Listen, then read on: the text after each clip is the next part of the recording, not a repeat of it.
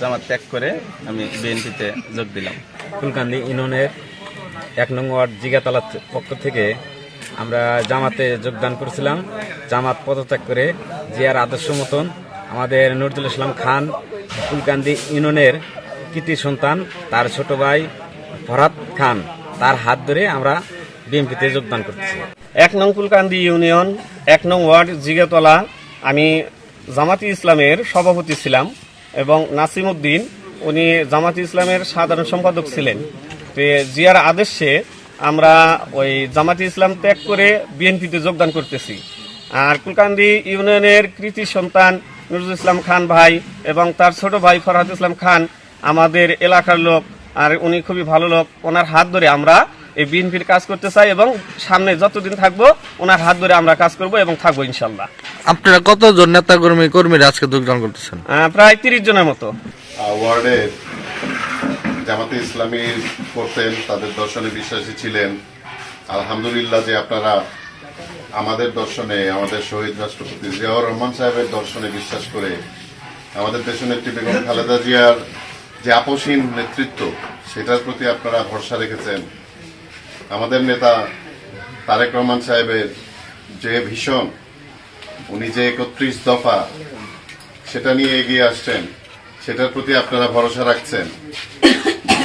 সর্বোপরি আমার ব্যক্তিগতভাবে ফুলকান্দি তথা ইসলামপুরে যে উন্নয়নের জন্য যে নিয়তটা করেছি, আল্লাহর ভরসা, যদি ইনশাআল্লাহ চূড়ান্ত নমিনেশনের দল আমাকে যোগ্য মনে করে, যদি নমিনেশনটা দেয়, ইনশাআল্লাহ আপনাদেরকে সাথে নিয়ে, আপনাদের সবাইকে সাথে নিয়ে আমরা ইসলামপুরকে গড়ে তুলবো। আবার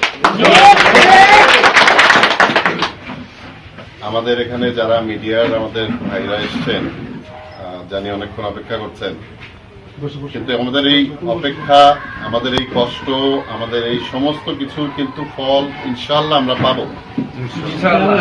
আপনারা সবাই জানেন, সবাই বোঝেন যে কষ্ট করলেই কেষ্ট মিলে। আমাদের সবাইকে কষ্ট করার জন্য তৈরি হতে হবে। আজকে ইসলামপুর একটা অস্থিরতার ভিতর দিয়ে যাচ্ছে গত কয়েকটা দিন ধরে, আমরা সবাই জানি। আমাদের আমরা সংবাদ সম্মেলন করলাম, আবার পাল্টা আরেকটা সংবাদ সম্মেলন হলো। আপনারা জানেন কেন সংবাদ সম্মেলন করতে হয়েছে, এটা কিন্তু খুব শখ করে করা না। আপনারা জানেন কি ঘটনাটা? আমাদের কিছু কর্মীর উপরে অতর্কিত হামলা করা হয়েছে, তাদেরকে আহত করা হয়েছে, একজনের জীবন আশঙ্কা ছিল। আলহামদুলিল্লাহ আল্লাহ তাআলা তাকে সম্পূর্ণ ওখান থেকে ফেরত দিয়েছে। আমরা কোথায় শোকাভিভূত, সবচেয়ে কষ্টের বিষয় হলো যে আহত হয়েছে, যারা আহত হয়েছে তারা সবাই বিএনপির সমর্থক। আমরা এখন পর্যন্ত দেখলাম না একটা শোক বার্তা, আমরা এখন পর্যন্ত পেলাম না। আমাদের যারা এখানে বর্তমান বিএনপির নেতৃত্বে আছে, তারা কেউ একটা ফোন দিল, জিজ্ঞেস করলো যে সে কেমন আছে। দেখতে যাওয়া তো দূরের কথা। এ কোন রাজনীতি? আমি আমার মিডিয়ার ভাইদের মাধ্যমে আমি আসলে জানতে চাইছি। খুবই কষ্ট লাগে। আমরা কিন্তু কখনো এই ভেদাভেদ করি না। আপনাদেরকে আমি বলবো, এখানে হতাশ হওয়ার কিচ্ছু না। আমরা এটা পরিবর্তন আনবো ইনশাআল্লাহ। আপনারা খুবই চমৎকার শহীদ জিয়ার আদর্শের সেই বিএনপিতে জয়েন করেছেন। এইসব বিক্ষিপ্ত ঘটনা এরা একদিন দূরে চলে যাবে ইনশাআল্লাহ। হয় তারা নিজেদেরকে সংশোধন করবে, শহীদ জিয়ার আদর্শের রাজনীতি হবে, আর না হলে তাদেরকে দূরে সরে যেতে হবে। এটা ছাড়া আর কোনো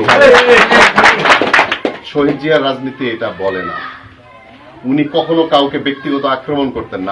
আপনাদের সবার মনে আছে যে বেগম খালেদা জিয়া যখন প্রথম প্রধানমন্ত্রী হলেন, উনি টুঙ্গিপাড়ায় গিয়েছিলেন শেখ মুজিবুর রহমান সাহেবের কবরে, উনি জিয়ারত করে এসেছেন। আপনারা কোনোদিন দেখেছেন শেখ হাসিনা জিয়াউর রহমান সাহেবের মাজারে গেছেন? দেখেন। তাহলে আমরা কি বেগম খালেদা জিয়ার রাজনীতি করি না? উনি কি করেছেন? উনি কিন্তু ওই শত্রুতা করেননি। তাহলে আমরা কেন নিজের দলের সাথে শত্রুতা করব? আমাদের হেলমেট পরা এখন এই হেলমেটটা না হওয়াতে বোধ হয় আমার মনে হয় যে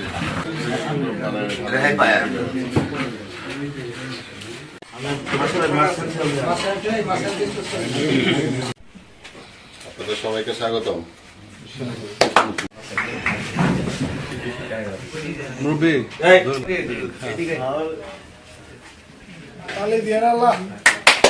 সবাই তালি দাও।